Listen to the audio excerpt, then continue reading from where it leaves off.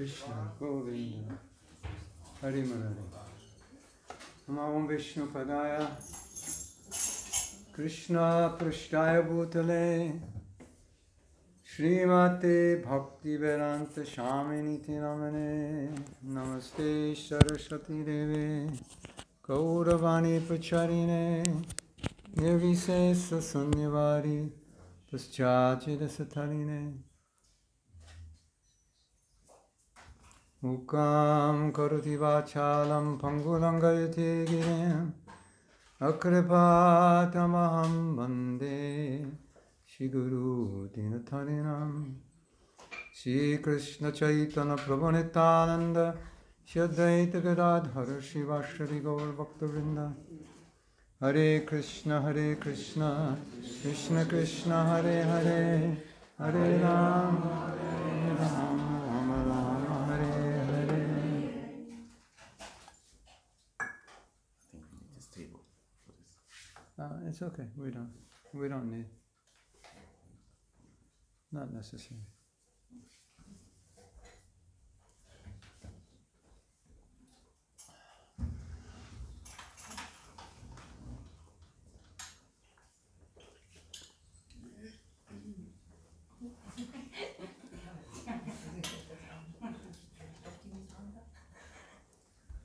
We'll dedicate the next 3 hours to Prabhupada Katha. Is that okay? And you can also speak if you like.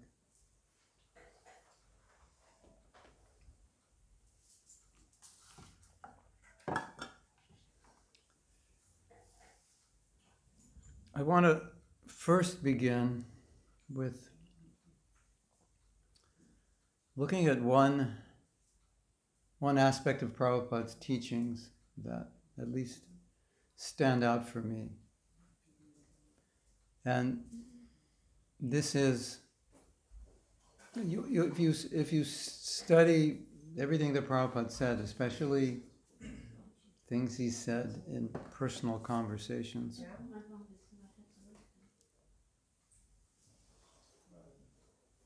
Anybody actually need translation? Braucht noch jemand Übersetzung? Ja, aber die Probleme sind, die zwei Personen, sie sprechen nur Russisch. Ja. Wenn sie übersetzen auf Deutsch, dann muss ich von Deutsch auf Russisch übersetzen. What's the translation? About what is the translation program for the Russian people? Ich kann versuchen, ich bin keine gute Übersetzerin. Aber versuchen, wenn er hier kommt, können wir versuchen. Ja, das ist jetzt da. Aber dann kann niemand rein raus. Ja.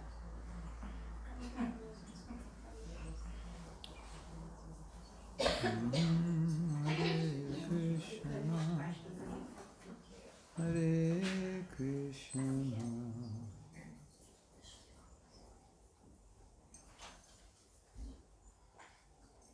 Prabhupada's mission was to take as many people back to Godhead as possible. And so, in thinking about our relationship with Prabhupada, then we should be thinking, he has come to take me back to Godhead. That's his mission. So one of my main services to Prabhupada, amongst other services, maybe you could even say my most important service, is to go back to Godhead because he came here to take me back to Godhead. So I know sometimes we might think, I'm not that Krishna conscious, and probably I won't go back to Godhead in this life, and even to the point of not even trying. And then we have a whole list of excuses. Any of you have that? A whole list of excuses why I will not become Krishna conscious in this life. So now imagine yourself, you're sitting in Prabhupada's room, you're sitting in front of Prabhupada, and you have to give him your list of excuses. How would that feel? Would you even give them? I don't think so, because you kind of know what Prabhupada would say. Say, I have come to take you back to Godhead. So don't make my mission difficult. Cooperate with, this is what I've come. Don't make me come back to save you again. Now, someone might say, but in pure devotional service, there is no desire to go back to Godhead. One is already liberated. And so sometimes there's some confusion. If I desire to go back to Godhead, it would be considered a material desire. But Prabhupada understood it differently, especially in dealing with his disciples. One disciple expressed a desire to come back, and Prabhupada said no, because your desire to come back, if you're not pure, will cause you possibly to become entangled again. Like, I want to come back and preach, and you come back and get sidetracked. Try to become a rock and roll star or something, or a rich businessman, something like that. So that's Prabhupada understood that to say I don't want to come back, that's a realization of a very advanced devotee, more advanced than at least we were at that time. And there's a morning walk that demonstrates this. One devotee was expressing, I just want to come back and serve the mission. And many devotees express that. And if that desire is real and a manifestation of purity, then we can't argue with that. But the devotee expressed that, and Prabhupada pointed his cane at that devotee. They were on a morning walk. But he said, I just want to come back and serve it and do service. And Prabhupada pointed the cane. He said, do not ever think about coming back to this miserable world.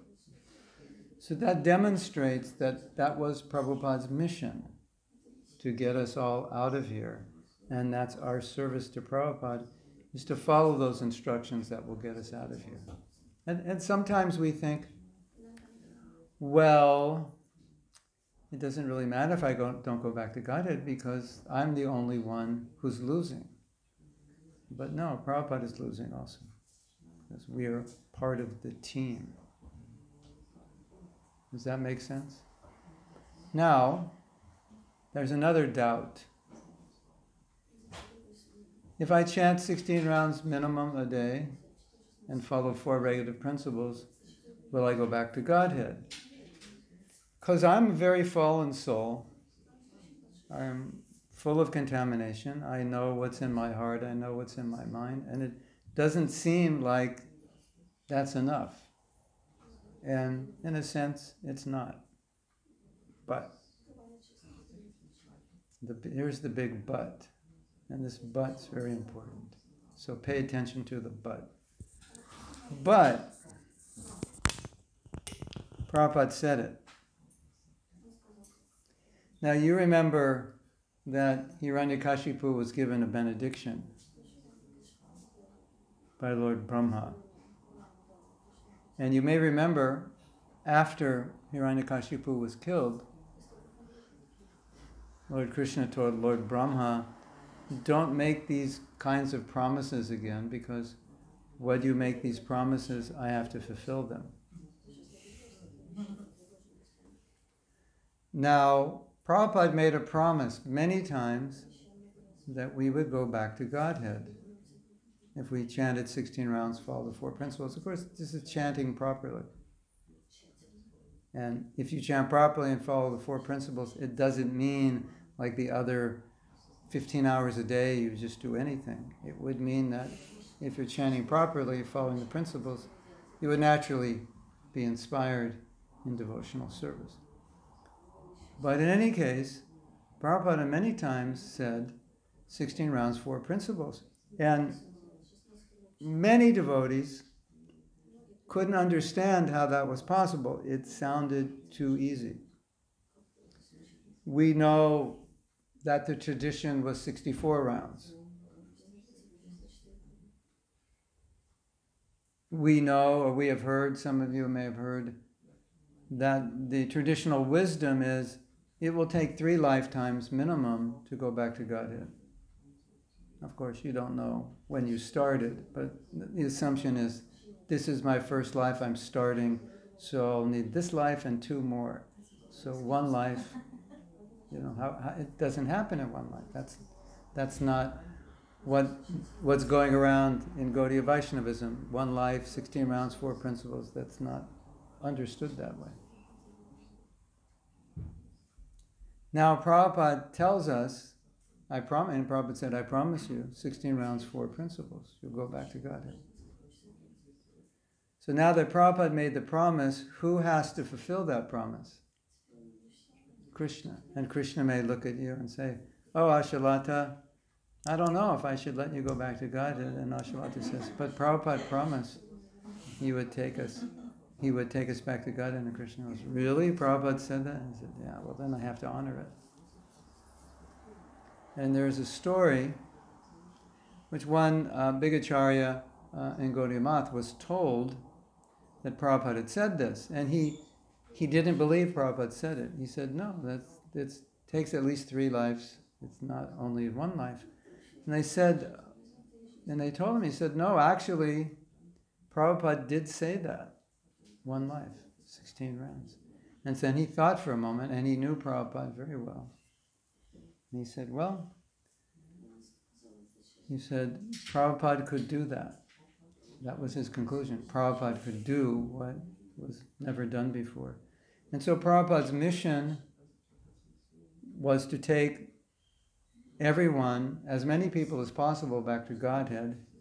This was the way he was going to do it, amongst other methods, but through 16 rounds, 4 principles. And that's why we vow to do those things at initiation. Because the initiation, the spiritual master,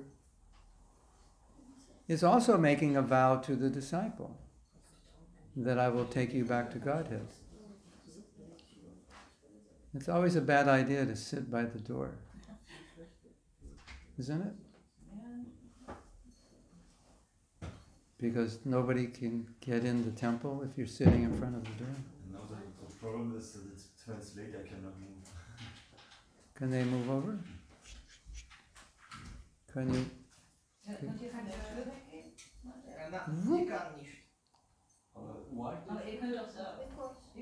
The translator can move to the next seat and you can all move over.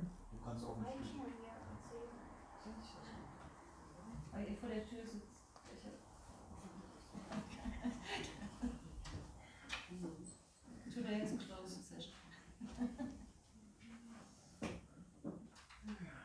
He can move over also. Yeah, the blue shirt.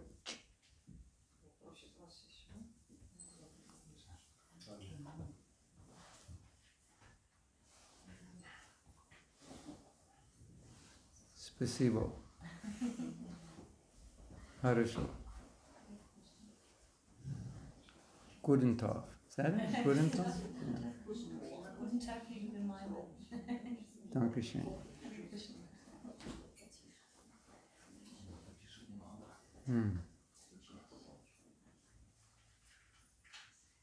So, Srila Prabhupada has come to take us back to Godhead. He's made a program for us. So although it may seem like we don't deserve to go back to Godhead because we're not qualified, if Prabhupada makes the promise, then Krishna has to fulfill that promise somehow or other. He has to. Because Prabhupada has made it. And Krishna always fulfills the desires of the devotee, and Krishna always makes the words of the devotee true. So if a pure devotee says something, Krishna is now bound by that promise. Many, many lectures that Prabhupada gave, he ended with a statement something like this, and go back home, back to Godhead. That was the conclusion. Do this, this, and this. Be Krishna conscious, spread this movement, chant your rounds, and go back home, back to God. It was like a conclusion. Like, this is what happens if you practice Krishna consciousness. A lot of times in Krishna consciousness, we are practicing devotional service based solely on our own desire. And so we rationalize, well, if my desire is not strong, then I'll just have to come back and it's my problem. It doesn't matter. But I just want to make the point, it's not about us. It's about Prabhupada's mission. That's what he wants from us. So we can't just think, I don't want to, I don't feel I'm qualified, and our list of 108 excuses why I can't be Krishna conscious. It's not just about us. And as I was saying last night, it's also about Krishna. So you can say, well, maybe, maybe not, I'll be Krishna conscious. And Krishna is saying, no, I also want you. So now you have two people that want you. God himself and God's pure devotee. They both want you. And so if you don't want to go back to Godhead, you're outnumbered, number one. Plus, it's their desire. And we are meant to live according to their desire, not our desire. So I think this is a pervasive problem, that we live according to our desire, right? Well, if I don't want to go back to Godhead, then I don't go and I'll suffer. No, you won't be the only one who suffers. Prabhupada and Krishna will also suffer. So it's not just about us. So that's an important point. So when we're celebrating Prabhupada's appearance day or disappearance day, it's always nice to try to go deeper in understanding his mission. Like, what was he thinking? What was going on in his heart? Because we know what's going on in our heart, and that may not always be the right thing or the best thing. But we want Guru Mukha Padma Bhaktya Chitete Kariyakya. We want to make his heart and our heart, his words and our heart, the same. Correct? Yeah. Yeah, good. Yeah, totally. Yeah, that's the goal, right? Our desire as a conditioned soul will only keep us in this world. And his desire will get us out of this world.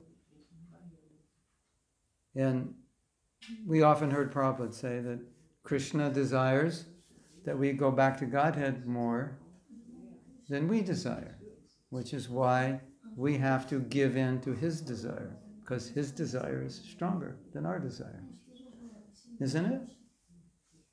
Krishna's desire, Prabhupada's desire for us to be Krishna conscious is stronger than our own desire. You agree? Yeah.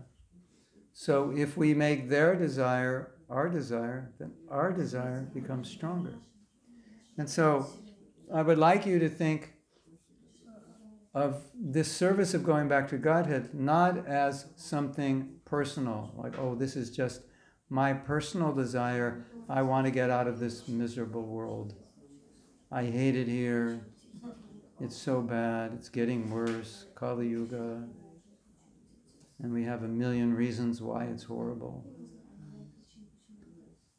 But rather, think, no, it's not just a personal motive I have because I don't like living here, although that may be a motive. But the real motive should be, that's what Prabhupada wants. And that's why he came, to spread Krishna consciousness. Now, one time, Prabhupada said something. It was kind of, as we say in English, out of the blue, which means, you know what out of the blue means? Unexpected. It's like, where did that come from? You know, it's like if a basketball just came into this room somehow. It's like, out of the blue, where did that come from? So it was kind of unexpected. A devotee had written Prabhupada, and he was talking about, he was giving Prabhupada a report of the preaching and talking about how the devotees such a strong desire to spread Krishna consciousness. how he has such a strong desire to spread Krishna consciousness. And Prabhupada said something we didn't expect. He said, yes,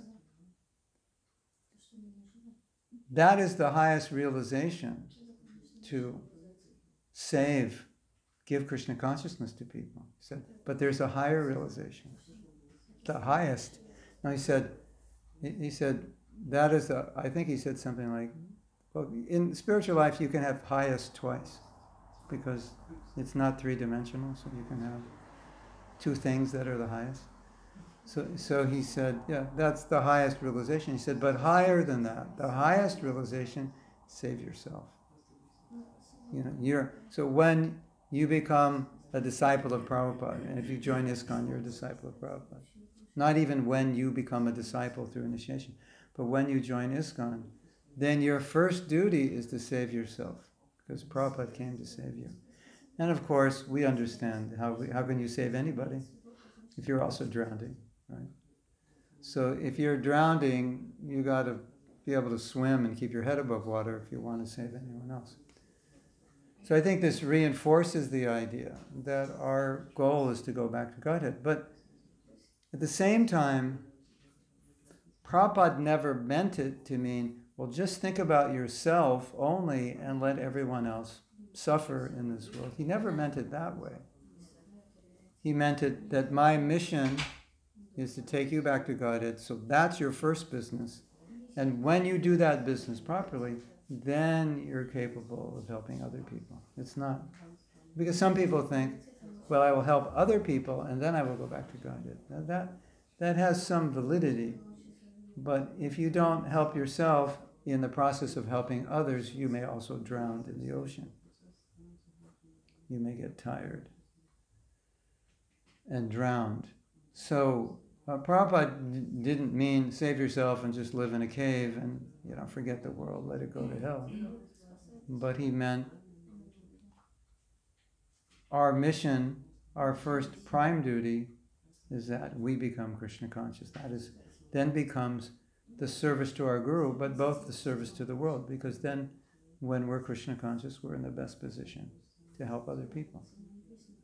And in the 52 years I've been a devotee, I've seen this mistake being made, and every older devotee has seen it and is well aware of it, where we kind of talked ourselves into this idea that if I just save the world, I will be saved. But many devotees drowned in the process of saving the world. So it works that way if you save yourself simultaneously. You can't neglect yourself in the process of saving others.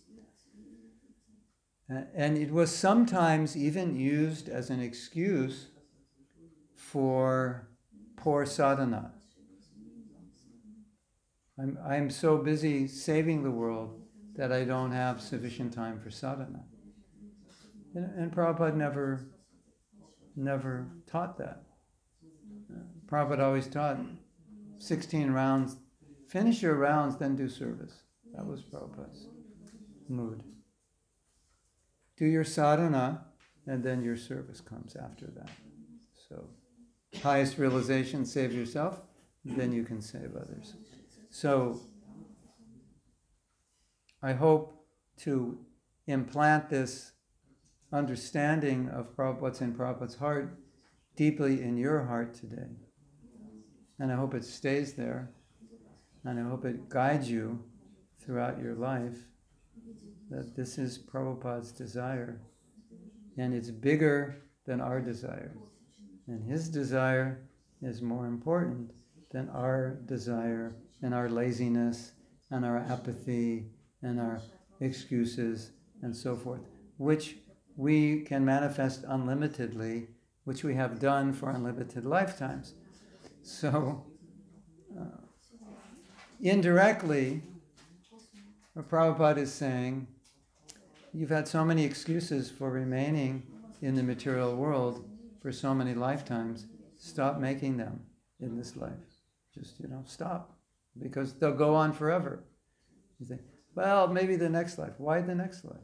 Like, why is it going to be Like we think, well, in the next life it'll be different because I'll be born in the family of devotees. Well, would you like to know how many children were born in the family of devotees that are not devotees? It's an astonishing number. So it's not a guarantee.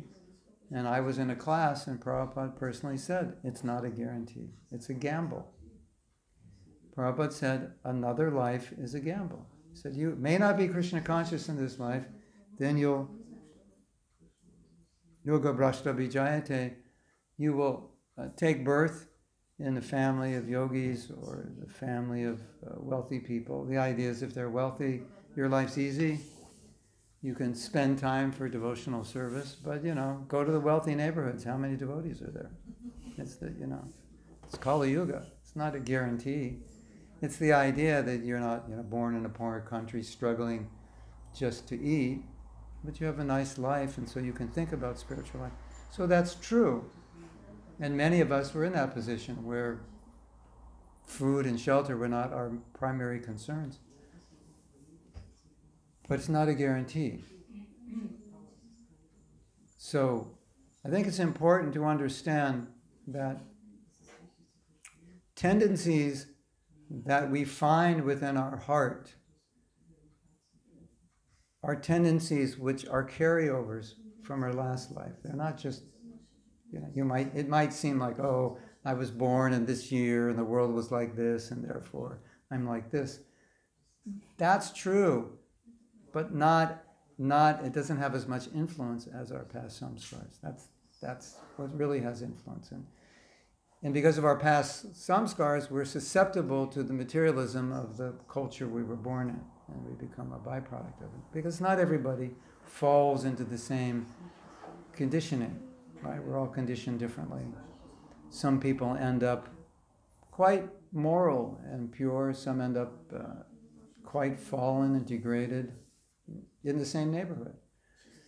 So it's important to understand that whatever conditioning we're dealing with, whatever struggles we have, those were the same struggles we had in the last life. And there has to be a life in which you stop it. Otherwise, it just continues. It's like a habit you can't give up no matter how hard you try. It just keeps coming back. So that's until you stop it. You say, I'm stopping, I'm quitting, I'm not going to do this anymore. It just continues, right? So our past conditioning is like that.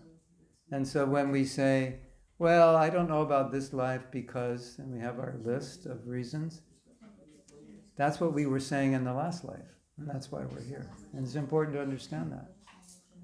The very excuses we're making in this life as to why I can't be Krishna conscious, I guarantee you, those same excuses you were making in your last life. That's what got you here. And as you continue to make them, they take you into the next life. And it just perpetuates itself. So it's important to understand that. And how can I say that? Well, I can say it for various reasons. One, I already quoted, the Prabhupada said even if you come back in an ideal situation, you may not take advantage of it. But Prabhupada knew how conditioned we were. But he also knew how powerful the holy name still is. He knew how powerful the holy name is. And no matter how fallen somebody was, no matter how many excuses they presented to Prabhupada, we could see that Prabhupada had faith that the process of devotional service was much stronger than your conditioning. And that if you took it properly, you would be able to conquer whatever obstacle was on your path. And if that were not true, do you think Prabhupada would have even stayed in New York more than a few weeks? Do you think he would have even come in the first place? Maybe he would have come, but you know what Prabhupada saw when he was preaching, who he saw, who he was preaching to. People that were eating LSD for breakfast, who had a different girlfriend every week, who were mostly impersonalists, political activists, taking bath once in a while. That's who he was preaching to. So if he didn't think that devotional service was more powerful than any anartha, he would have just looked at them and said, this cannot work in America, and he would have come back. And even though his disciples had problems and were falling down and so forth, he didn't get back on the boat and say, forget the West. It's impossible. He would always say, 16 rounds, 4 principles, you can go back to Godhead. He would always say, you can become a pure devotee. And we see that. There's so many devotees who joined from that culture, that hippie culture, are pure devotees now. So we should, be encouraged by that.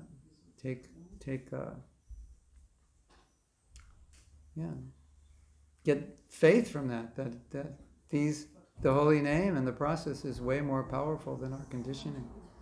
And so if we make excuses for our conditioning, it's like we're saying, the process of Krishna consciousness, it works, but it just doesn't work on me. Or we're saying, we're letting Maya speak through us and say, well, I'm just too, and you can fill in the blank, whatever you want to say. I'm just too blank to be Krishna conscious.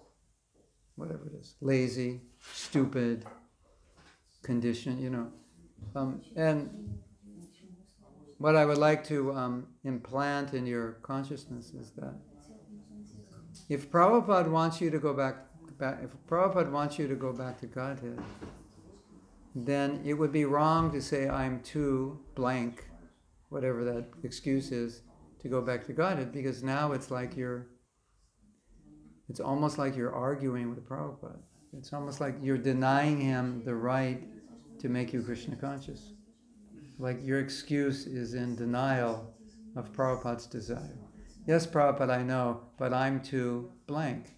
And it's important to understand what excuses are. Excuses are a way we can rationalize failing without feeling bad. That's all they are. Because if I actually face it, I'm going to feel bad. If I make an excuse, it cushions that, so I don't have to feel bad. Why aren't you a Krishna conscious? Because I'm too German, that's why. I ate too many hot dogs, or whatever you call them, when I was young. Sausages. I ate too many sausages growing up, so I can't be Krishna conscious now. So that's a cushion, so I don't feel guilty. It's just a fact. We don't want to do that.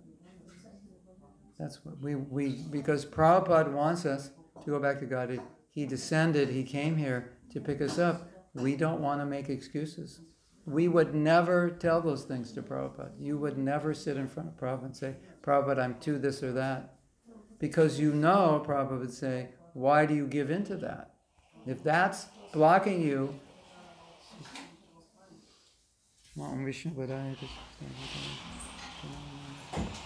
what are the deities' names? Vijaya what? Vijay Gauranga Gaur? Doyle. Vijay Gauranga Doyle Nitai Ki Vijay.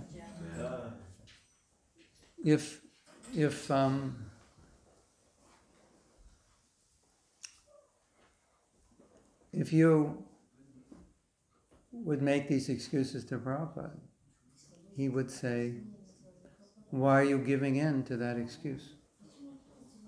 I know that's what he would say. I can guarantee you. And he would say, you have a human form of life. You are right now on the verge of going back to Godhead. You're right on the edge. All you have to do is take one more step. You're on the edge of the mountain. Just jump over to the other mountain, the other side, the spiritual world. You're so close. Don't turn back. That's what he would say. Don't make an excuse. I can't jump. What if I fall? No, just jump. It's not that far. You can do it. Everybody can do it. Just jump. It's only this far away. You can do it. And then you'll be in the spiritual world. It's not that difficult. That's what he would say. But I'm weak, but I'm afraid, but I don't know. And he would say, don't give in to that. Don't give in to your excuses. And how do we know he would say that? Because he said it. many times. And therefore, if we gave him our excuses, that's what he would tell us. Now, I think especially if you listen to Prabhupada's lectures, and you remember my lecture today, I think it'll make more sense to you, because you'll see that mood in his lectures. I think it's more prevalent in his lectures even than his books. It's like an urgency. I've come to save you. Don't take birth again in this world. There's so many lectures like that. Finish your business. Like he would use words like this. Finish your business in this life. He would say, be prepared fully to go back home, back to God. Like if you're traveling, you have to, are you prepared? I'm flying to America tomorrow. Do you have everything you need? Are you prepared? Are you packed? Like, are you all packed to go back to Godhead? Are you prepared? Are you ready? If Krishna comes tonight and says, it's time to go, are you ready? Or will you pull out, you have your excuses in your bead bag, and you go, oh, Krishna, I'm not ready. Here's why. This was the tone of many, many of Prabhupada's lectures. Human life, rare opportunity, take advantage. And so, when you hear that now, I hope you will understand that is not just a philosophy. That's Prabhupada opening his heart and saying, I've come to take you. I've come to give you this opportunity. Please take advantage of what I'm giving you. Please, I'm giving you a gift. Please use it. I've given you the holy name. Don't throw it away with offensive chanting. I've given you this gift. I've given you my books. Prabhupada said, if you don't read my books, you're putting your life in a dangerous situation. Did you know he said that? Your life will be dangerous without my books. So Prabhupada's heart is, I've given you my books, I've stayed up all night, why aren't you studying them? I've given you the holy name, take it without offense. I've given you the deities, come see them, worship them, like that. I've given you everything. Please take advantage. And then in one lecture, Prabhupada was speaking as Maya speaks to us. He was representing Maya. And he said, and Maya will come and say, you're taking so much trouble. This is too difficult. Just take it easy and enjoy. This is what Maya will tell you. Has Maya ever told you that? Have you ever thought, Krishna consciousness, this is too hard. I just need a vacation, Yeah. But what's actually difficult is the mind. It's not actually difficult. I think material life, so we'll have to get up early. When we were brahmacharis, we took cold showers, got up early. But one cold shower, getting up early in the morning program for 4 hours, is really a lot easier than working in some big corporation, 8, 9, 10 hours a day, being surrounded by people who are focused just on making money and getting ahead and backbiting and so forth. Don't you think? That's much more. So when people will tell Prabhupada this is difficult, he would find that amusing. When people would say Krishna consciousness is difficult, Prabhupada would find it amusing. And Prabhupada said, Krishna consciousness may be difficult, but material life is impossible. That was, it's like, okay, all right, maybe a little difficult, take a cold shower in the winter. Of course, brahmacharis now, I don't think they do that anymore. We were sleeping on the floor, no mat, so no phones, no computers. We were lucky if our socks, we got the same color socks, we were doing good. So it was more difficult, and Prabhupada's saying it's not, and for us, more austerity. But life is austere. The winter will come in a few months, it's cold. It's austere for everybody, not just devotees. It's cold for everybody, right? I'm going to bloop and enjoy. No, it's going to be winter. It'll be cold for you, blooped or not, right? And you still need to eat and make money, blooped or not, right? So the real obstacle is the thinking that's making it difficult. It's not actually the process. Sometimes it's difficult to chant, and sometimes it's not. But it's always, on the transcendental level, it's always sweet, right? We're just not always transcendental. So it's the mind, it's the conditioning that's making it difficult, right? Not the process itself.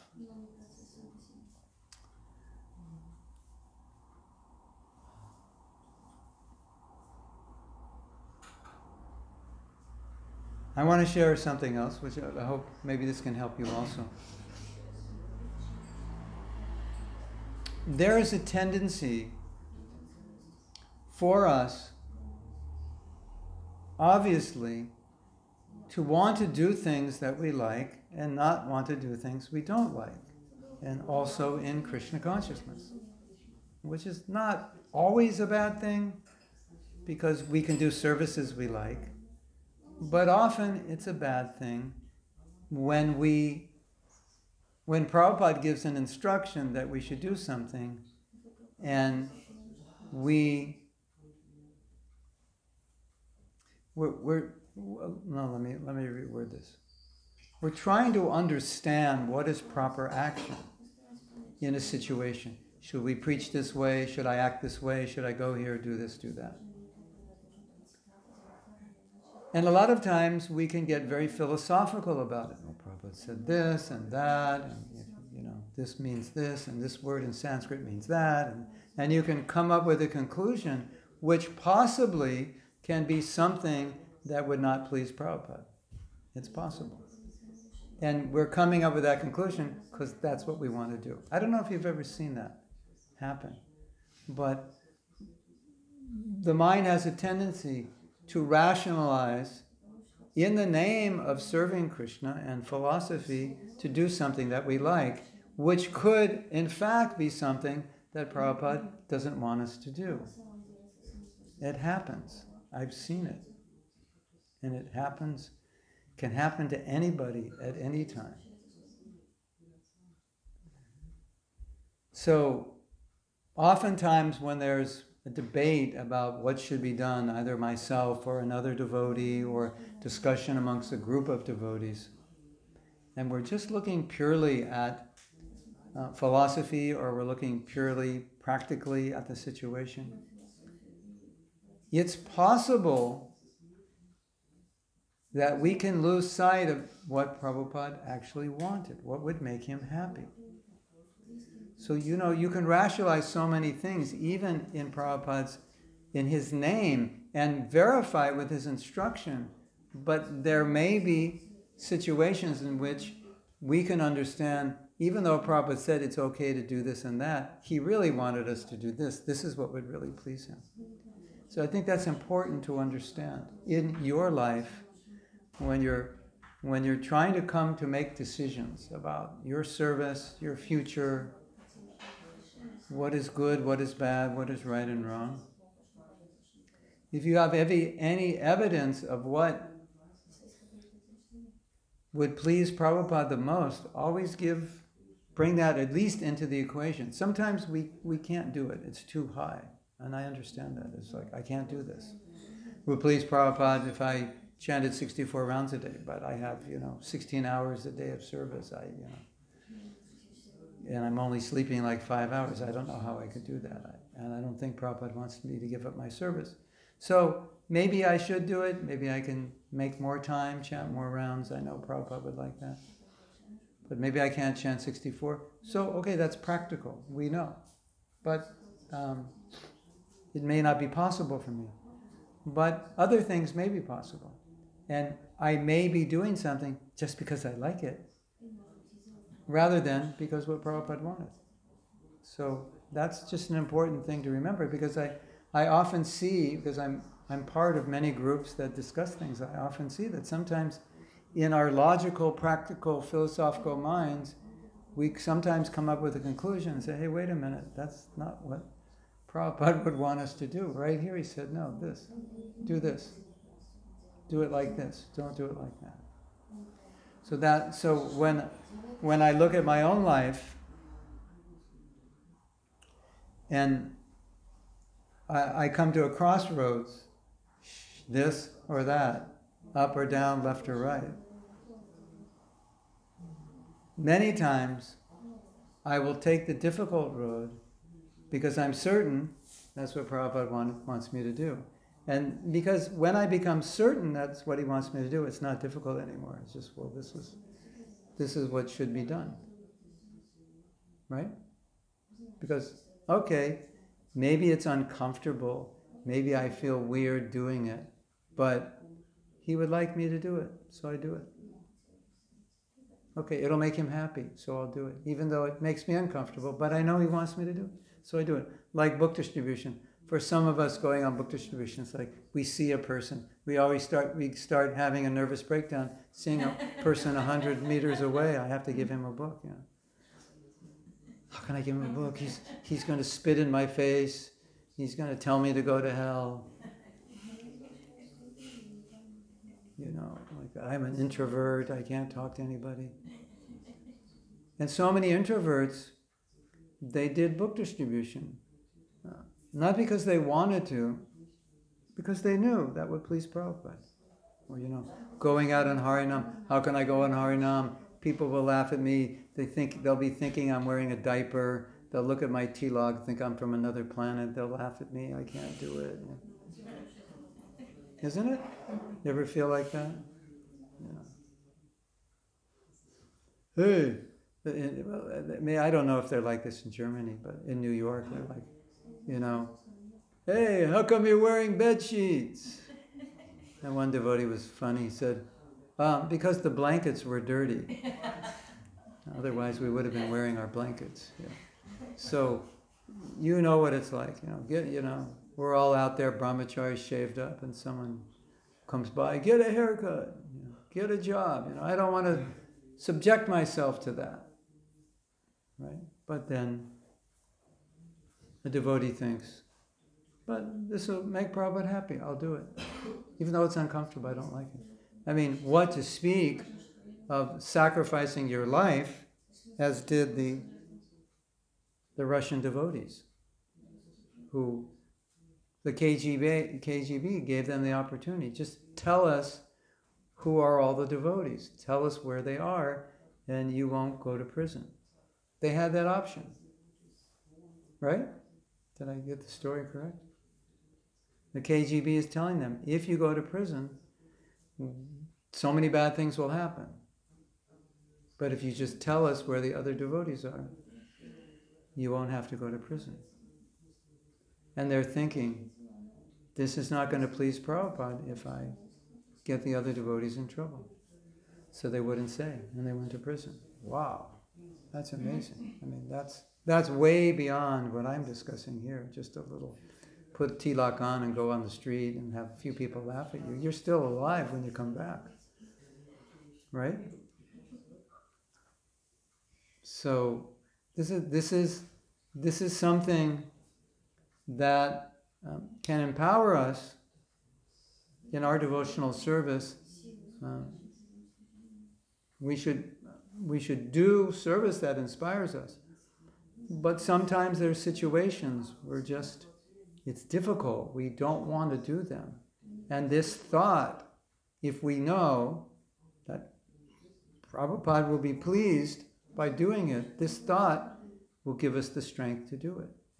And it will help us overcome all the mental blocks and all the difficulties in executing that if we just think, this will please Prabhupada. And that has been the most empowering thing for me in my life. Just thinking, I look at my life and I think, how was it possible? I did so many things. I just can't understand, and I'm still doing them. How is it possible? A conditioned soul, born in America, born in Germany, born in a Western country. How is it possible a conditioned soul at the age of 19 could move in an ashram and be celibate? How many of you would bet on a 19-year-old American hippie moving in an ashram and being celibate, you know. Like nobody would bet on it, right? It's impossible. And thousands of young men and women did it. How was that possible? Because they did it for Prabhupada, because they loved Prabhupada and they knew it would please him, and therefore they were able to do it.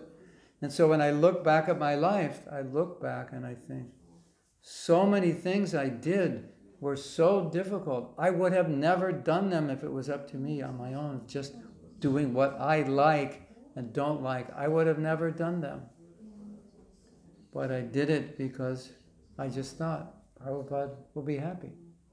And my life is to make him happy. And if I don't make Prabhupada happy, I feel my life is a failure. I will just be miserable. I'd rather do the austerity and please Prabhupada than be comfortable and displease him. Because being comfortable and displeasing him, I would be miserable. I would feel like I failed in my service to him, in my mission.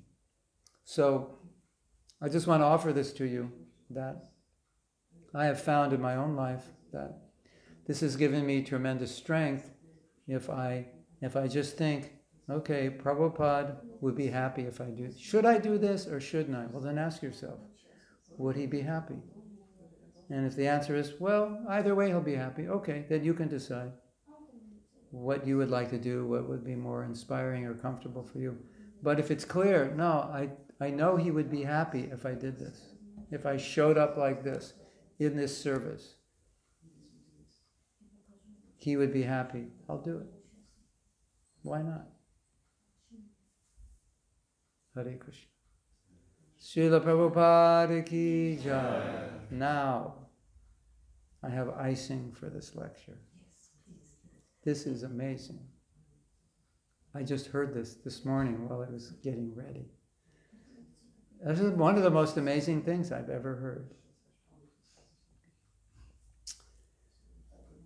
There was a highly placed military officer in Russia. He was so highly placed that in 1965, when Russia and America almost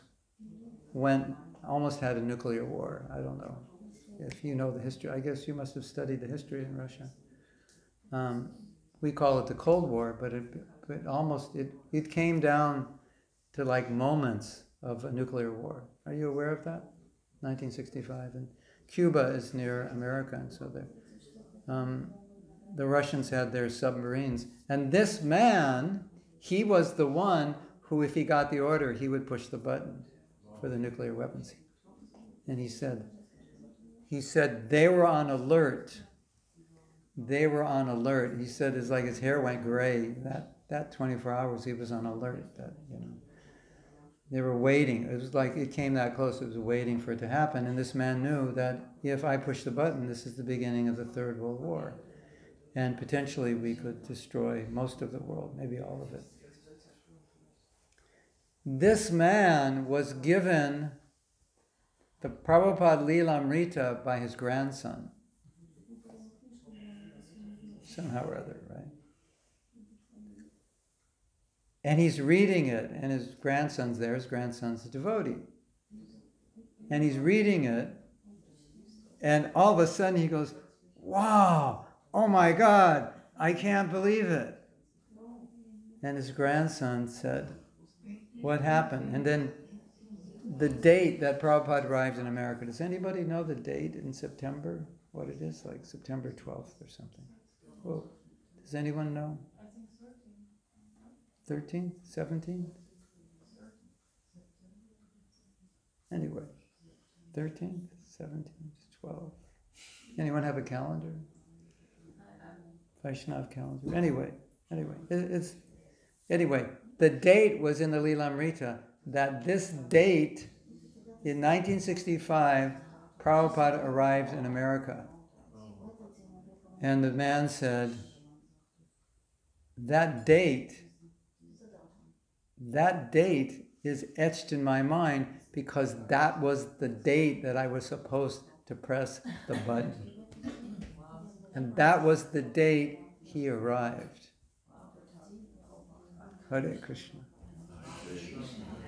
Now, you can interpret that any way you want. I think this man understood that Prabhupada's arrival in America stopped that from happening.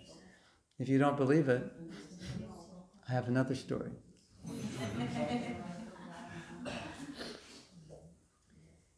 I was in Mayapur in 1975.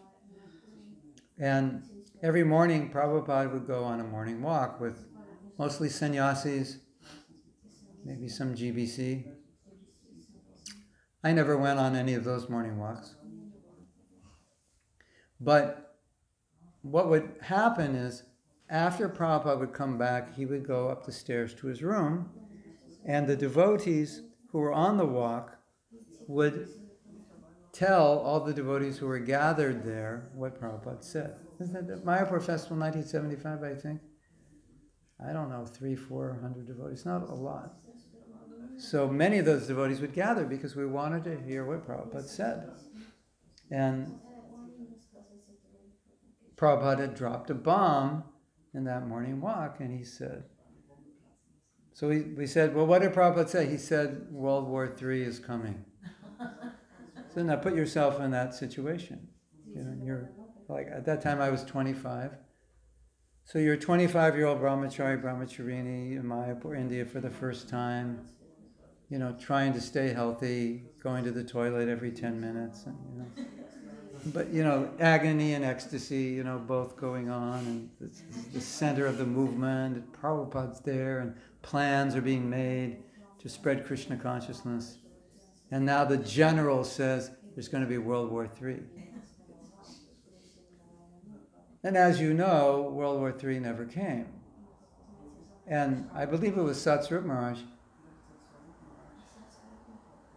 He said, Prabhupada, you said World War III was going to come and it didn't. Why? He said, Krishna changed his mind. He said it was because of our book distribution. We changed. We distributed so many books, so much preaching, we changed. Krishna changed his mind. It changed the environment. It's like World War III is not necessary now. Something like that. So, you know, we look at the Hare Krishna movement, it's one little building here in Cologne. It's not like, you know, what influence does it have? But it has more influence than you think. Prabhupada was asked by one devotee, there's this interest in vegetarianism and yoga and Eastern philosophy. Is that because of the Sankirtan movement? Prabhupada said, yes. I mean, you know, like, you know, what is it, 10, 20 years ago, all of a sudden, kirtan. These people are doing kirtan. It's all over the internet. It's like, who are these people doing kirtan? We never seen them before. Now every yoga studio in the world, they're doing kirtan. We thought we had a monopoly on it, right? So Prabhupada's saying, this is, and if you ask these kirtan leaders, at least some of them, they'll say, well, we lived in Vrindavan, or we saw the devotees in New York, and we were inspired. So Prabhupada is saying this influence is there. Our movement has this influence.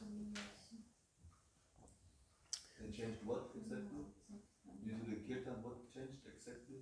Like the whole scene, people doing kirtan, people become vegetarian, interest in yoga, that whole thing.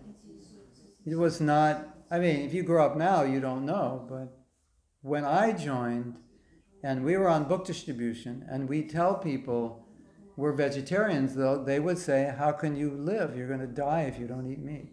That was the culture. And if you believed in reincarnation, they would call the mental hospital and have you dragged into, you know, put in the car and chained up and taken to the mental hospital. You're completely crazy. That's the environment. So there was, you know, yoga was starting, but it wasn't a big thing. Very few people were vegetarian. Reincarnation, karma was not commonly, I mean, maybe among the hippies, but mainstream, not like now. So then as Krishna consciousness was spreading, we started to see, okay, more. Now, you know, if you're 1975, 76, you're vegetarian, it's like, oh, okay, that's cool. Yeah, it started changing. And Prabhupada was asked, and he said, it's because of the Sankirtan movement that this influence started affecting society. So it's having influence in ways that maybe are not apparent to us directly, but it has that power. There's another thing. I mean, you can take this. These are stories. You can take this as you like. There was a huge earthquake in was the year I got married. I don't know if my marriage caused the earthquake. Maybe it did. 1993, there was a huge earthquake in Los Angeles, California, United States. Huge earthquake. Like really, many people died, many buildings. And there was some psychic and said, this earthquake was meant to devastate, annihilate Los Angeles, but there was some being called Gauradesh that prevented it. They didn't know who it was. There's some person, that's the name of the deity in Los Angeles, Rukmini Gauradesh. He said some personality named Gauradesh prevented the annihilation of Los Angeles. Hare Krishna. So for those of you who have mystic side to you, you like these stories. For those who are more logical and scientific, are like, We have to do some research. yeah, more research. More research. Prabhupada But anyway,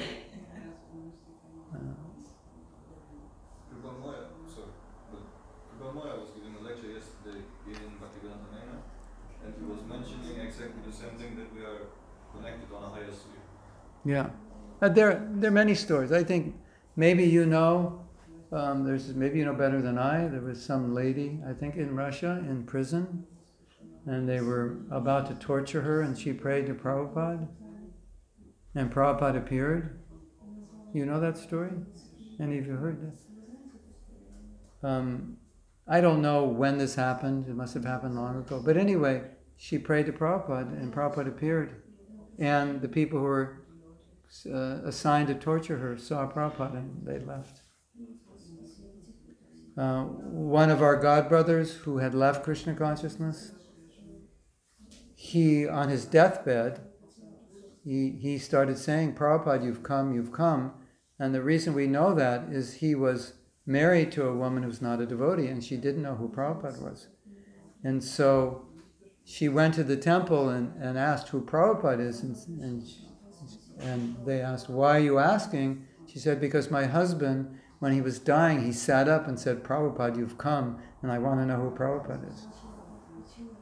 So, we see things on one level, but as Kripa Moy was saying, things exist on other levels we don't see. And we understand Prabhupada's not an ordinary person. He can intervene in our lives, intervene in other people's lives. And going back to the theme, if you feel you can't be Krishna conscious, Prabhupada can intervene in your life. He can do magic in your life. And if you have that faith, you will allow him to do that magic. Believe me, he can do magic. When I look at my life, I just like Prabhupada has saved me 1,000,000 times from doing things that I almost did that I shouldn't have done, or I don't say almost did, but was moving in that direction. It's just like, don't go there. It's just like a wall would come up, Like, why did that happen? I got early for the flight, but the flight left an hour early, and like the plane crashes, and things like that.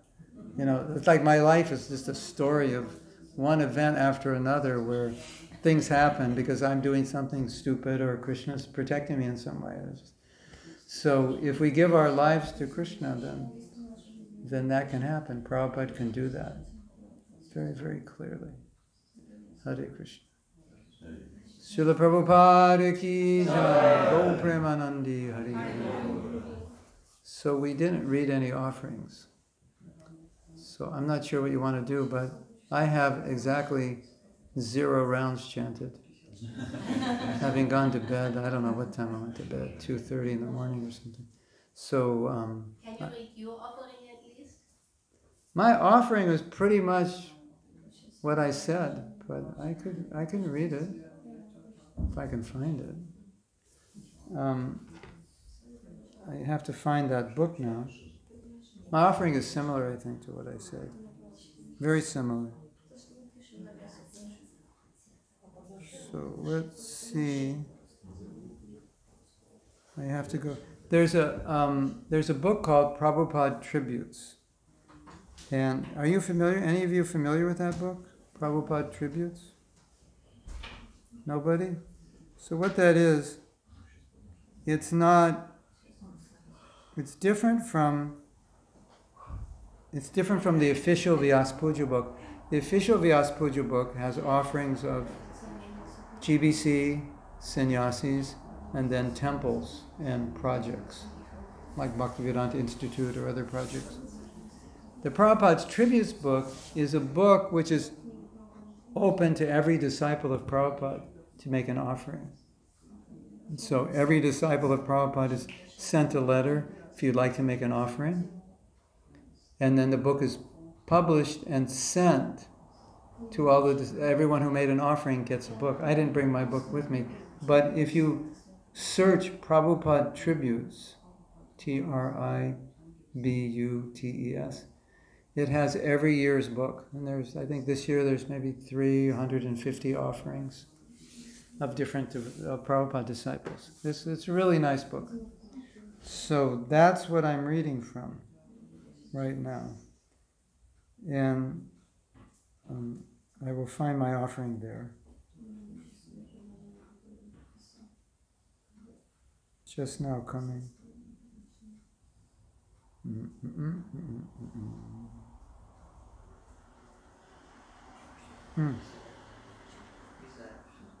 Is the internet slower in this room than in the guest room? Because if somebody has a phone here, you could search Prabhupada Tributes, Prabhupada Tributes, and see what you have. Oh, it's coming slowly. I got it. Slowly. Slowly.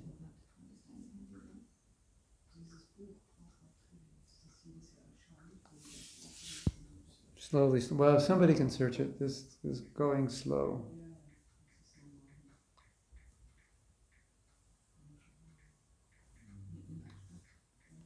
Or if someone could go in my room and get my computer. I have it open. You have it? Open. Can you find the 2022 book? Yeah. 2022 book. From where? I think it's under downloads. You see downloads? Yeah. And then it should have all the books.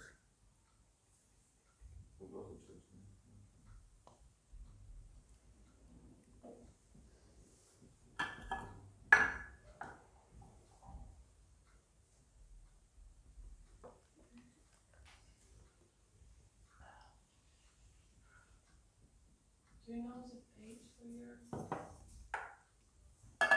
Like 143, 44, 45, 46. They're not in alphabetical order. Downloading. No? Oh, thank you.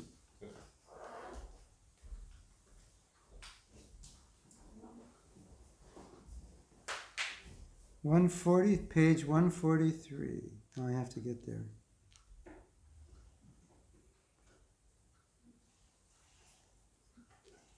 And figure out even where the page numbers are here.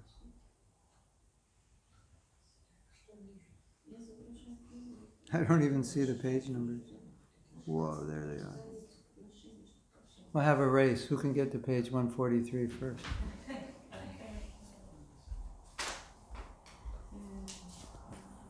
144 was it? 143. Oh, we have. She's the winner of the race. Thank you. We don't know it's a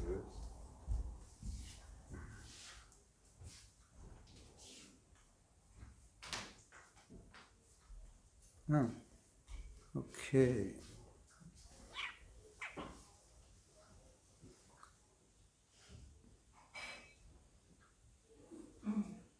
My dear Srila Prabhupada, please accept my humble obeisances in the dust of your lotus feet. Namo Om Vishnu Padaya Krishna Prishtaya Bhutale Srimate Bhakti Vedanta Swami Iti Namane Namaste Saraswati Deve Gauravani Pacharine Yavisesa Sunyavadi Paschatya Dasatarine. I am writing this offering from Sri Vrindavan Dham exactly 47 years after you opened this temple.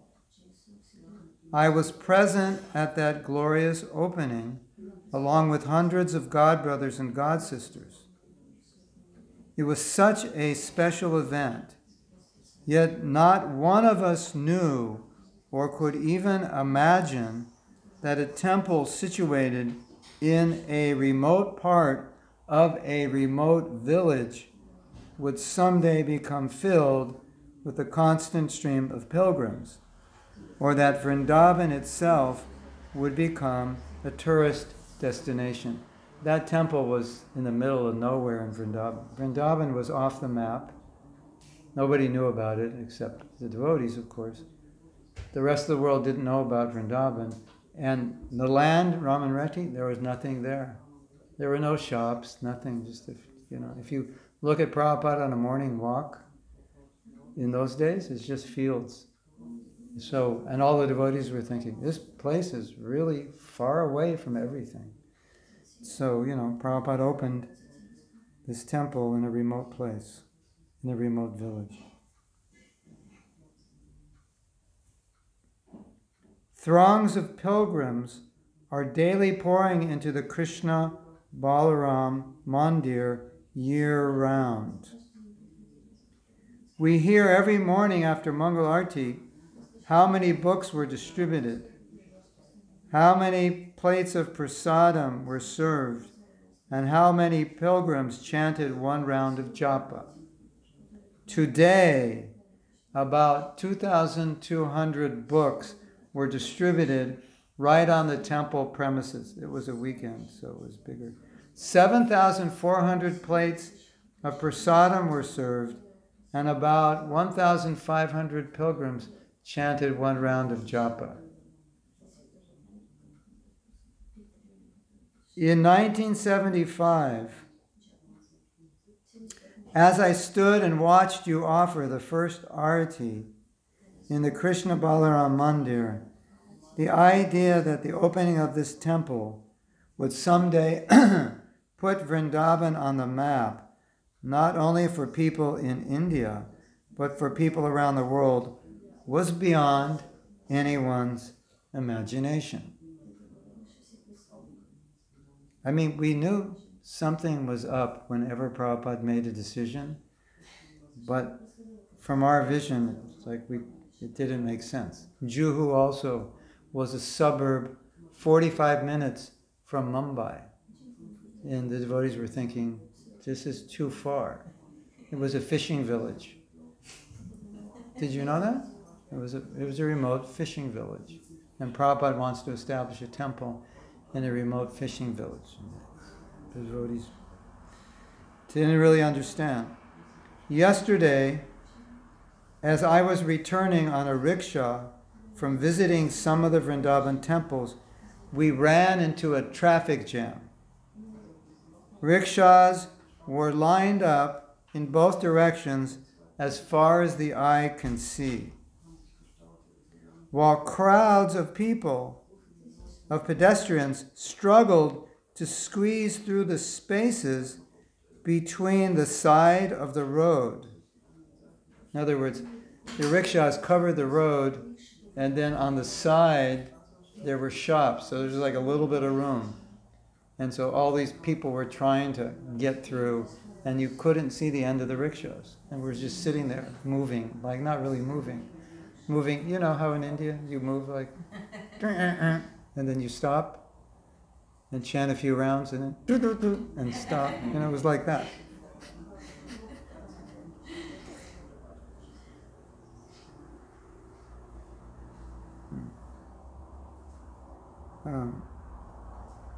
I jokingly said to my wife, this traffic jam is ISKCON's fault.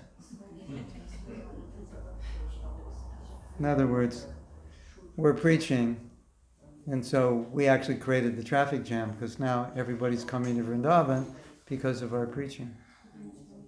And Prabhupada could see all this. We didn't know.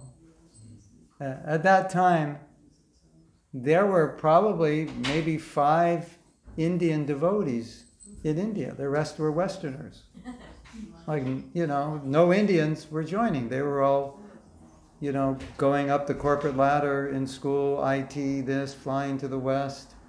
None of them were becoming devotees. So, how could we imagine there would be, IIT graduates dropping out of promising careers and joining by the hundreds? It was inconceivable. Prabhupada could understand. He could see. And then there is the temple in Juhu. Whoops. I just hit the wrong button. 144. Yeah. Getting there.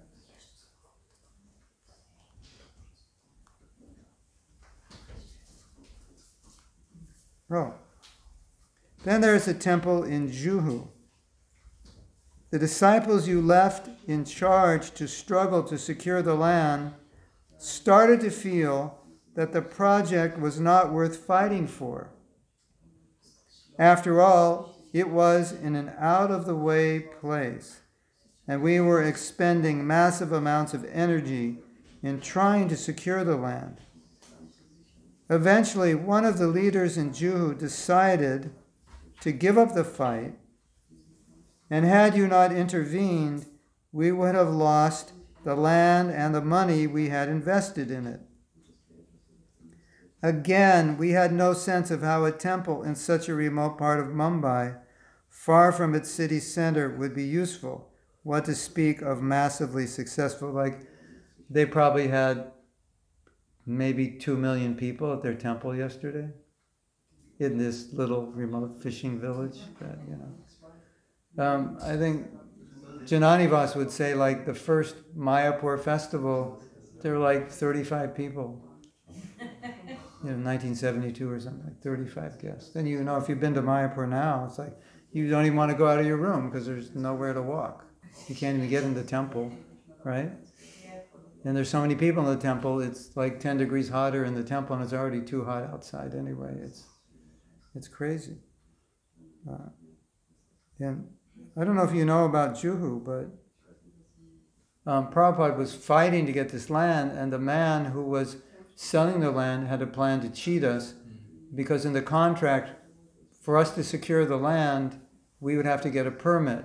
And if we didn't secure the land, we wouldn't get our deposit back. And the deposit was $50,000 in 1975, which is maybe $300,000 now. And the man had bribed the police department and also our lawyers. So our lawyers were working against us and we didn't know. The police, the municipality was working against us, we didn't know. And so nobody would give us the permit. And without the permit, we couldn't properly own the land, and the land would go back to him. And Prabhupada was fighting. And one day Prabhupada said, erect a temporary temple, put the deities there. By Indian law, they can't move us off the land if they're deities. And this man said, I will send gundas to destroy your temple. And another one of Prabhupada's life member followers, he said, I will sit with my son in front of the temple with rifles and we'll shoot them all when they come. That's what was going on. It was this very intense situation. And so what happened was, after Prabhupada left and everything was negotiated, and it was, all the contracts were supposed to be signed, the devotees got convinced by someone, and maybe the lawyers who they didn't know were against us, not to sign it and give it back to the man. And so they were supposed to sign by a certain date, and if they didn't sign, the land would go back. And they didn't sign, and they called Prabhupada thinking they did the right thing. They said, Prabhupada, we didn't sign. And all they heard was the phone slam down. Prabhupada was devastated. Because we thought, what's the point? It's just land in the middle of nowhere. We didn't have the vision. And the list goes on. The huge amounts of Sankirtan going on today in the form of books, prasadam, harinam, festivals, various outreach programs are having their effects, although we may not have the vision to see the long-term consequences. I joined ISKCON at a time when people thought vegetarians would become sick from malnutrition. Kirtan was something that only strange religious fanatics did. Practically no young men were joining ISKCON in India, and ISKCON had only a handful of congregational members worldwide. Preaching in places like the Soviet Union and China were a pipe dream. Pipe dream means it was impossible. We couldn't even conceive it could happen, only in our dreams. And countries outside of India, in which massive numbers of Indians had migrated for the past century, were either slowly turning away from their culture or were focused on demigod worship. Another, you see this big influx of Indians in our movement. In the beginning, that wasn't happening. Not till, I never really saw it till like later in the 80s, late 80s or something. But in the beginning, number one, there weren't that many Indians anyway allowed to come to the West, and number two, they weren't that interested. Today, these very places, India, Bangladesh, the former Soviet Union, China, South Africa, Mauritius, Singapore, Malaysia, are where the greatest numbers of people are becoming devotees. Who could have imagined this in the early days of ISKCON? These were all the places where you couldn't preach or nobody was becoming devotees. And now that's where the greatest numbers are. Western Europe, North America, and the UAE have seen millions of Indians migrating to find a better way of life. Tens of thousands of these migrants have become devotees, and most of them became devotees after leaving India. Last night, this man told me, he said, we did not become devotees until we moved to Germany, and I grew up 40 kilometers from Vrindavan. And then it was his wife or sister and said, she grew up 20 kilometers from Vrindavan, like near Varshan. Can you believe that? Yeah. They became devotees in Germany and they grew up in Vrindavan. Hare Krishna. Srila Prabhupada ki jai. Yeah. 1975, you predicted there would be a world war and then asked why it didn't happen. And you said it was because of our Sankirtan. We may think ISKCON an insignificant movement on the world stage, yet you told us we stopped World War III at that time, and now we have the second story, how World War III was stopped earlier. You were asked about the rise of vegetarianism, yoga, Eastern philosophy, etc., and Kirtan, and you said it was due to our Sankirtan movement. The first followers of yours were somewhat amused that you named your society the International Society for Krishna Consciousness. After all, there was only one small storefront and a ragtag band of followers in this international society. When Prabhupada established, there were like 12 people in New York, and maybe like 3 were committed. Or you could even know if those 3 would stay. And he started the International Society. So within a few years, temples started springing up around the US and Canada, then gradually around the world. By 1969, the devotees in the UK met George Harrison and the Beatles and made the Hare Krishna mantra popular throughout Europe and acquired Bhaktivedanta Manor. And as the Telegraph newspaper headlines wrote, startled London with Rath Yatra. Krishna chants. It was Krishna chants startles London. So I want to put yourself in perspective. So I joined in 1969. In the temple I joined, there were 12 devotees. That was considered a large temple. I mean, that's the whole everything. Congregation, everything. The big temples were like 35. That was like massive, huge temple, 35 devotees. You know, devotees congregation, 35. And I think when I joined, I estimate maybe there were 300 or 400 devotees in the entire world. Like as many people as were here last night. That was like the whole movement. And, you know, there were 17, I think when I joined there were 17 temples in the world. And most of them were in America and maybe two in Europe, or maybe one in Europe, maybe Germany and England. The rest were in America. And of those 17, 6 where I lived in California. 6 of them were in California. And those temples were like 4 devotees in a house, 8 devotees in a house. That was a temple. So now, Prabhupada sends some disciples to London, right? And they go there and nothing's happening and they have no money and all of a sudden, George Harrison, the Hare Krishna mantra, #1 in many countries in Europe. It was like completely inconceivable. But things like this started happening so regularly, these like unimaginable things, that it kind of became normal, that we would expect things like this to happen. Anyway, I'm almost finished. Then you can go to sleep. You can officially go to sleep instead of partial. Okay. In a lecture on the disappearance day, oh no, I hit the wrong button.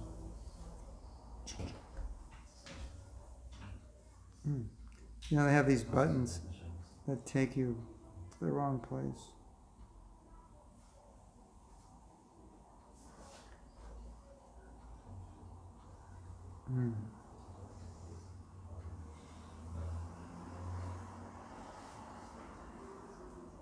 This is a long offering. You want me to read it all, or read it later, or what? Later.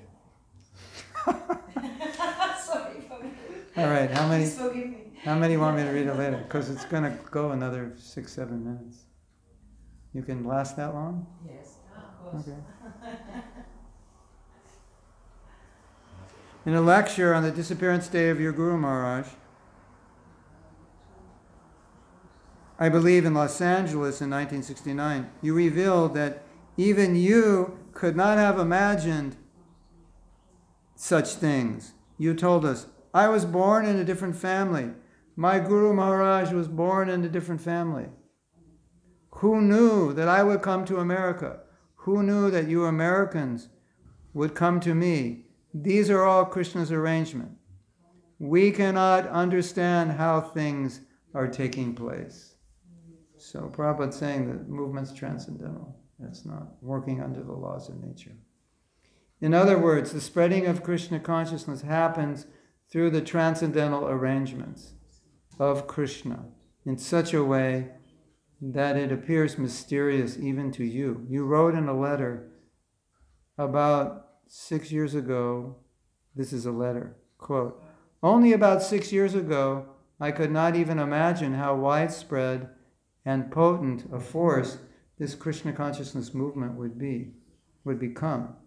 But now I am seeing that it is simply a miracle by Krishna that we are coming to the forefront of all other spiritual cultures in the world. So I think that in the future, one day we shall become the ruling party. At least if we can do that in your country, then we may also do it everywhere else. So I'm always thinking in this way, big plans on behalf of the Supreme Personality of Godhead. You ended your letter by explaining the conditions in which this would take place. Quote, but I can understand that such big plans never come true unless the plan makers and executors of the plan are always extremely purified.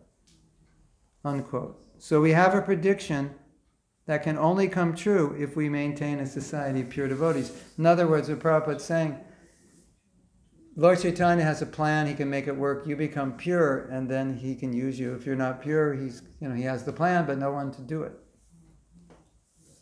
That's basically what Prabhupada's saying. What do you think? You ready? You ready for the plan? Oh, think about it, Prabhu. Don't think about it, just do it.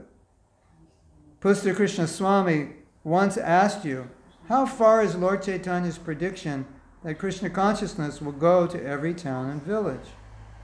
How far is it true? You replied that it will depend upon those who are preaching. In other words, every town and village. Well, how far is that true? It depends on us. It's like, okay, it can happen potentially, but it will depend. Because we always think, I can just go to sleep and it's just going to happen. And Prabhupada's saying, no, it's going to happen if you do it, not if you go to sleep.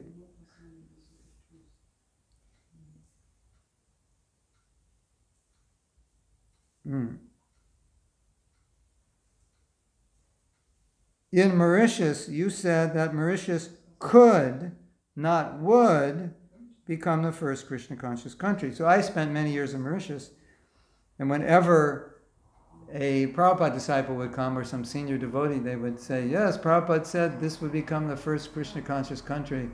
And I asked everyone that met Prabhupada when he was there, did he say that? And nobody said he said that. And one man said, no, he didn't say that, but he did say it could. So would and could are two different things. If it will become the first Krishna conscious country, you can go to sleep and watch it happen. If it could become the first Krishna conscious country, you have to make it happen. That's the point. Clear? Yes.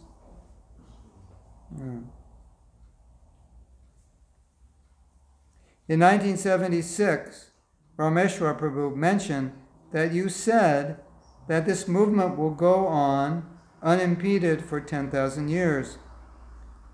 No, he said to Prabhupada. Rameshwar said, Prabhupada, you mentioned this movement would go on unimpeded for 10,000 years. To which Prabhupada replied, yes, provided we keep it uncontaminated. You should take this opportunity. So this is interesting, isn't it? Like you hear, 10,000 years, Krishna conscious movement. Now Prabhupada's saying, that's provided you keep it pure. It's not guaranteed. Most religious movements die within the 4th generation. They don't go beyond, that's history. They don't make it past. So these young kids are 3rd generation. Or actually they're 4th, because Prabhupada's the 1st. We're the 2nd, you're the 3rd, your kids are the 4th. It doesn't make it past your kids, most religious movements. Like that devotee was saying last night, if we don't give our kids the culture, it'll be lost.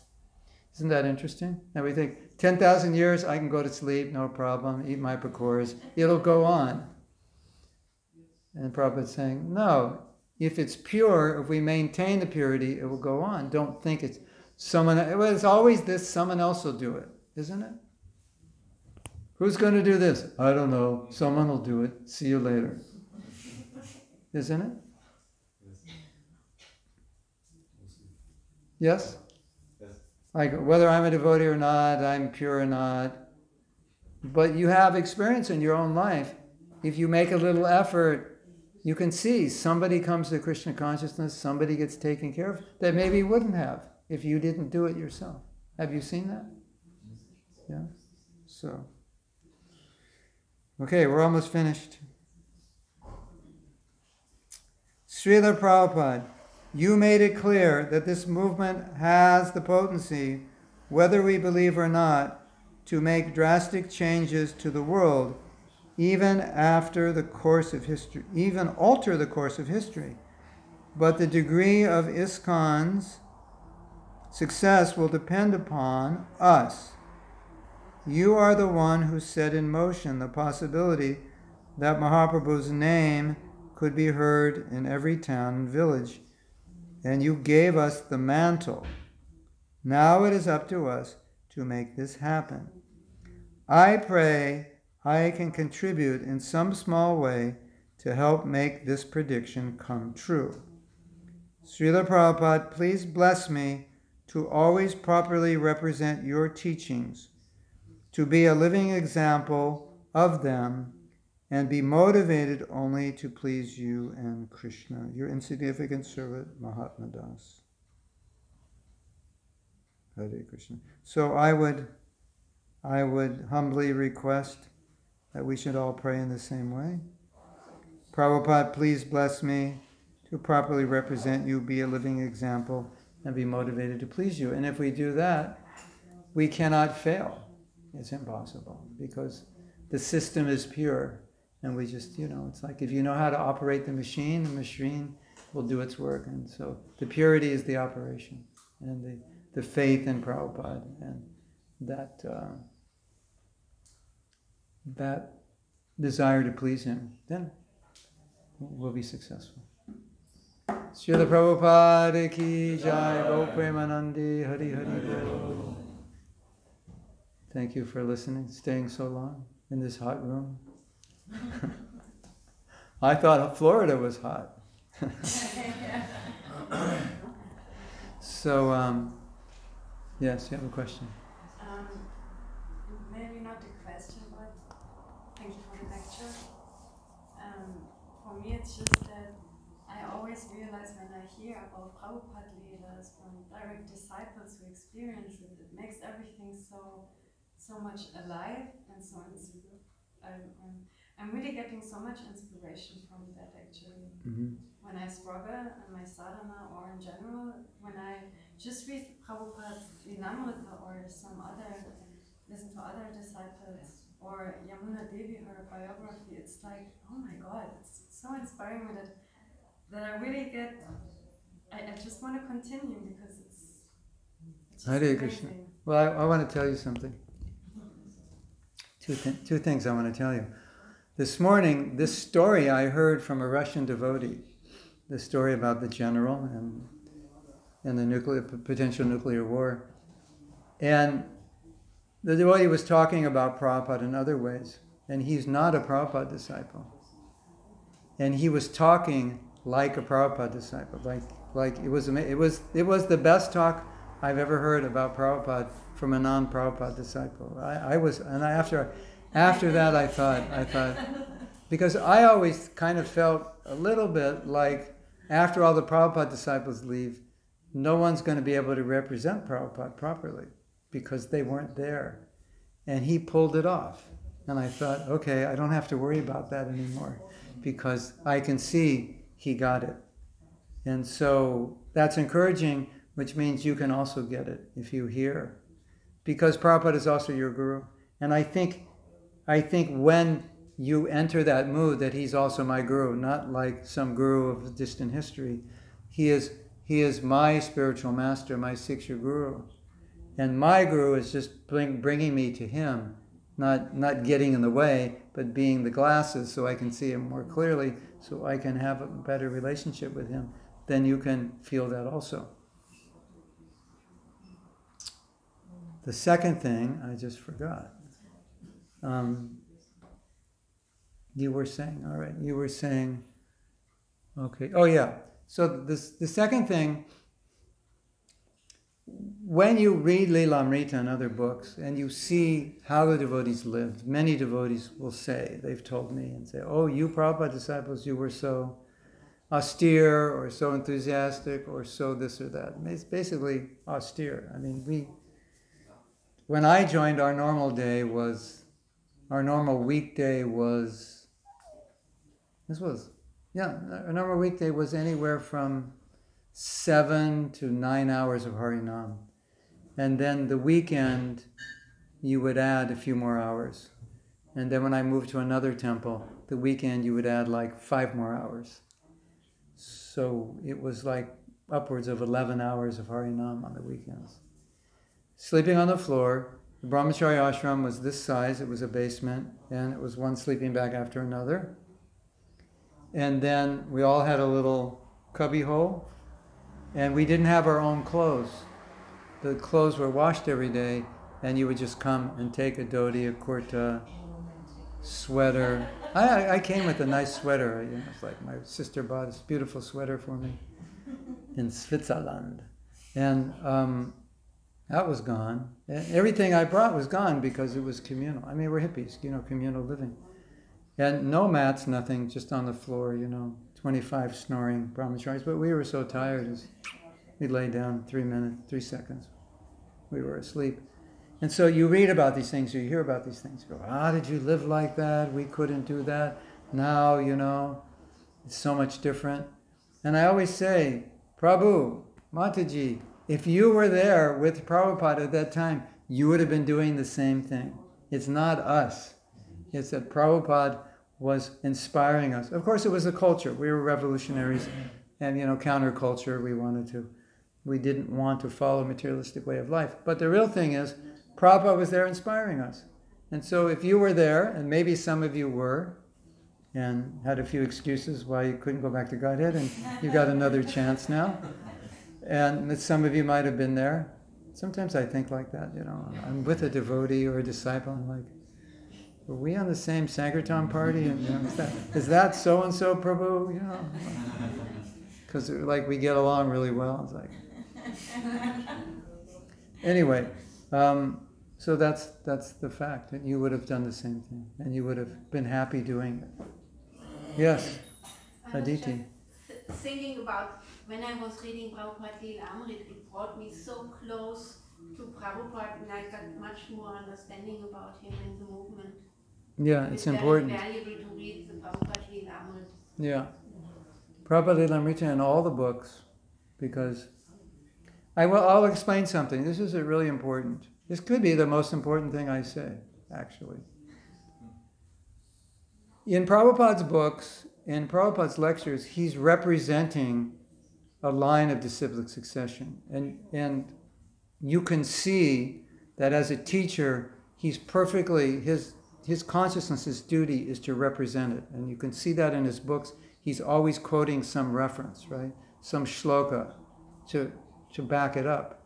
That's what he's doing. But when you read the Lilamrita, then you get to see how he is applying. Because if you just listen to the lecture, it makes Prabhupada sound like a very conservative, narrow-minded. It can make Prabhupada seem very conservative and narrow-minded. I'll tell you a story I just heard yesterday. This is a good story, just to give you an example. So, Yadobara Prabhu made a movie once. It was called The Spark of Life. And it was a movie which was to prove that consciousness is the product of the soul, and defeat Darwinian evolution and all those ideas, that life happens by chance and consciousness is just an accident, it's just a chemical combination in the brain. So there was nothing about Hare Krishna, there were no devotees, nobody dressed as a devotee, nothing. And they showed the movie to Prabhupada. And after Prabhupada saw the movie, one devotee said, Yadobara, this is a very different movie from what you've normally made. There's no Hare Krishna, there's no Kirtan, there's no Dodi, no Tilak. And Yadobara's thinking, uh-oh. And then another devotee says, this just shows you what ISKCON was like in those days. This movie's just for women and children. Some sannyasi says that, that was that gives you an idea of what the social environment towards women was like in those days. Then Prabhupada asked Yadobara and he said, so, what is the feedback you've gotten from this film? He said, well, Prabhupada, after I showed the film, and after the film, one man came up to me and said, now I can understand I'm not the body. And Prabhupada said, then the film is a success. Like, how would you guess that Prabhupada would say that? Now, looking at Prabhupada's books, you might doubt it and say, well, there's no Mahamantra, therefore it's a failure, and this and that. And so, when you read Lilamrita, you get to see how Prabhupada, more as a human being, applying Krishna consciousness in situations. I'll give you another example. Now, if you read Prabhupada's books, it pretty much looks like, if you're the wife, you should do everything your husband says, even if he's crazy. It basically looks like that. As long as he follows regular principles, whatever he tells you to do, jump off a building, and so forth, do it. That's what it looks like. Of course, any logical person would think, no, obviously not. But we were only 20 years old, so we just thought, well, that's what it says. So, I'm the husband, you're the wife, you do what I say. If you don't like it, see you later. Tough luck. I'll take sannyas. Kind of like that. So, welcome to Hare Krishna movement 1969. So a devotee came to Prabhupada having read those quotes. And he said, so Srila Prabhupada, should my wife do whatever I ask? And Prabhupada said, and you should be so impotent, which it just means you should be so crazily proud to think that that's what should be done. But that's what it appears like. So if you don't hear these other stories, you could think Prabhupada's this very stern, narrow-minded, conservative person. But when you read Leelamrita, you see how he applies instructions, which sometimes are completely opposite than what you would think by hearing the class. Because in the class, he's representing the philosophy and tradition. And in the books, you get to see it in practice. You know, another story, right? This is classic story. One devotee said to Prabhupada, he said, my wife is more advanced. He said, I'm supposed to be the spiritual master of the family, but my wife is more advanced. And Prabhupada said, then you let her, she's your guru. You just take instruction from her. And it's like, where in the books will you find that? You won't. You'll find the opposite. And she was initiated as a Brahmin before him, and Prabhupada sent his thread and told her, give him the mantra and give him the thread. She initiated him. Well, she didn't initiate him, but she was the Ritvik. You know, it's like, where will you find that in the books? You won't find that. And so, and so many things. And so we need to understand these things about Prabhupada. The position of guru is a post, but the guru is also a person. And the person will deal with everyone differently and individually. So he'll tell you, never get married, stay brahmachari. He'll tell you, get married tomorrow. But what does it say in the books? Well, better remain brahmachari. But somewhere in the books you'll say, well, most people should be, you'll find that. You know, after 100 brahmachari verses, you'll find, well, in Kali Yuga it's safer to be married. So it's there in the books, but not always obvious. So that's why those books are so important. Otherwise, you'll misunderstand Prabhupada. I think that's also what you're saying, Aditi, isn't it? You can misunderstand who Prabhupada was, and you'll therefore misunderstand his books and his teachings.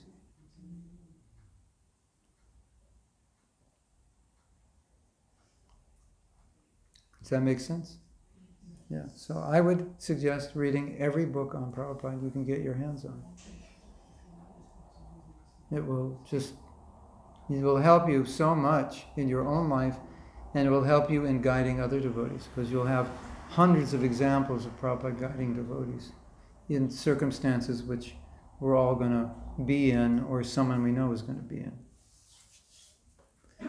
Tell you another thing about how Prabhupada dealt with devotees. Prabhupada's main position was to encourage devotees. And so, as a general principle, whatever would encourage devotees, that's what he would advise. So sometimes it would seem like he was compromising his own instructions, but it was only, if it was ever like that, it was only because a devotee couldn't follow something more strict. So he would allow them to do something else, because if they didn't, they would not be Krishna conscious. And I want to tell you just the merciful side of Prabhupada, the personal human side. When any sannyasi fell down and came back to Prabhupada, they were always forgiven, and Prabhupada said, you want to take up your old service or some new service. And they were expecting Prabhupada would make them feel guilty, chastise them, maybe not accept them. None of that. Exactly none of that at all. It was like nothing was there. And then one of the most amazing stories is one sannyasi had left. He was eating meat. He was drinking. He had given up Krishna consciousness. And he was at the restaurant in Soho Street. And while he was at the restaurant, unknown to him, Prabhupada came. And so he's with a devotee, and she said, Prabhupada's here, let's go see him. I don't want to see him. Oh, let's go. Finally, she convinced him. Prabhupada sees him.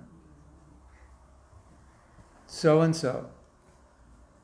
And Prabhupada said, so? And he used to cook for Prabhupada. He said, so, you will cook for me? So-and-so? And the devotee, but Prabhupada, he's eating meat. He's drinking alcohol. So, you will cook for me? After Prabhupada knew that? Yes, Srila Prabhupada. I mean, that's Prabhupada. Wow. Can you imagine? The ultimate encourager, the ultimate save every devotee, save every disciple, tolerate whatever, just find something, some spark give them some service, save them. That's Prabhupada. Not this rule, regulation, that's there. That has to be there. But it has to be balanced with the flexibility and adaptability to time and place. So both things make it, if you're just one or the other, if you're just liberal, it becomes a mess. If you're just strict, everyone goes away. It has to be a combination of both. Yeah, good.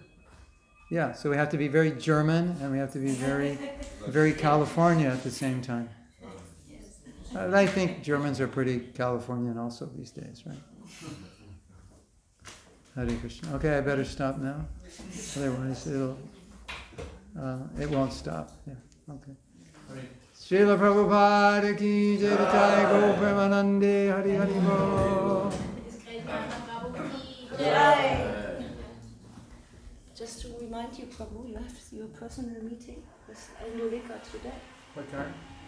15:30 after the feast. Okay. So she was asking if she can do it alone, 4 eyes, or if there need to be somebody with